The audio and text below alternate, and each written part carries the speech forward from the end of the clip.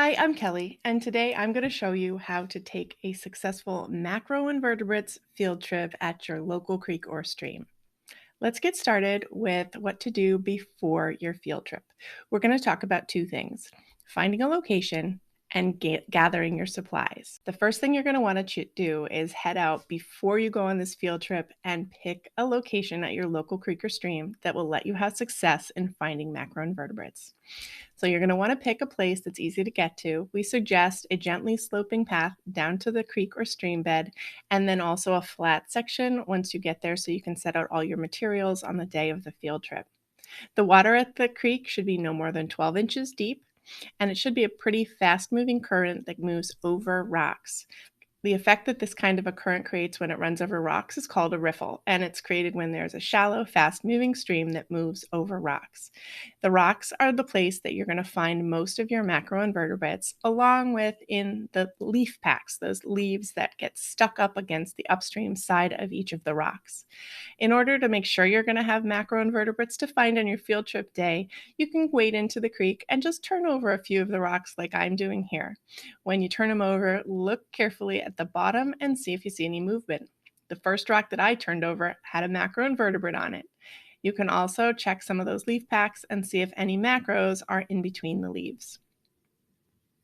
The next thing that you want to make sure, this is a real important one, the next thing you want to make sure of when you choose a creek or stream site is that you have internet at that creek or stream site.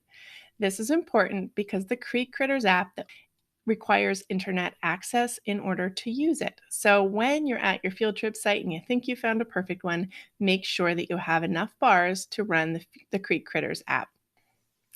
So the supplies you'll need are a dishpan, a kitchen trash bag just to keep things dry, a bandana for wiping off something that gets wet. You'll need ice cube trays. If you don't have these, pick them up at the dollar store for just $1 or $2. A plastic cup is used to transfer water from the creek to the dishpan and the ice cube trays, and a plastic spoon is used to scoop out macros from the dishpan and put them into the ice cube trays. You definitely are going to want to bring some kind of magnifying glass or hand lens to see those macros up close. And then you'll need an aquarium net to collect the macros in the creek or stream. For nature journaling supplies, they're really basic. Grab your nature journal, and we like to clip ours onto a clipboard because it kind of provides a stable surface to write and draw on. Other than that, you'll just need a few writing and drawing implements. The most important one is a pencil, and then you can also choose to bring some colored pencils and a black pen that doesn't smudge with you as well. That's it. Okay, let's move on to the second section, which is during the field trip. Once you get to the field trip location that you've scouted in advance, you are first going to set up. The next thing you're going to do is take the ice cube trays and the dishpan and put a little bit of water on the bottom of each one. Once you have your water in your ice cube trays and your dishpan, it's time to grab your buddy and the aquarium net and head out to the creek. There, one person's going to hold the aquarium net under the water, and the other one is going to pick up rocks and gently brush off whatever's on the underside of each rock into the net. You'll do this for 45 seconds. Once you're done with 45 seconds of collection, head over to the dishpan and turn the net inside out over the pan to get all of the critters off of it. You can use water from your cup and even a little brisk shake to help you get the critters off the net. Take a close look before you consider yourself done and pick off any macros that are clinging to the aquarium net. You're going to repeat this 45-second collection process 3 times. So you and your partner will go out into the creek, collect macroinvertebrates from under rocks and in sediment for 45 seconds. Then you'll empty it into the dishpan, and then you'll do it 2 more times. So 3 times in total. That should give you a big enough sample size to identify an input into the Creek Critters app and get a true sense of what your creek or stream's health is based on the macroinvertebrate survey. The next step in this process is to transfer the macroinvertebrates from the dishpan to the individual sections in your ice cube trays. You can think of each ice cube section as kind of like a holding tank for that one macroinvertebrate. So you're going to want to put one macro in each of the ice cube tray sections.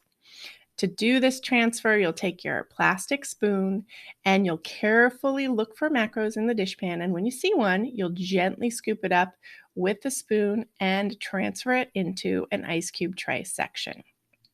Once you have sorted all of the macroinvertebrates out of the dishpan and into the ice cube trays, it's time to identify those macroinvertebrates.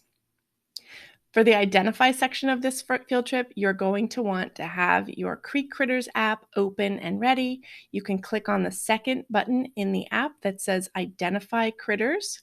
I am going to just go through one macroinvertebrate and I will show you how to identify that one. First, you'll need to have your Creek Critters app open to the Identify Critters section, and then you'll choose the macro you want to identify. The app will lead you through several criteria to identify it.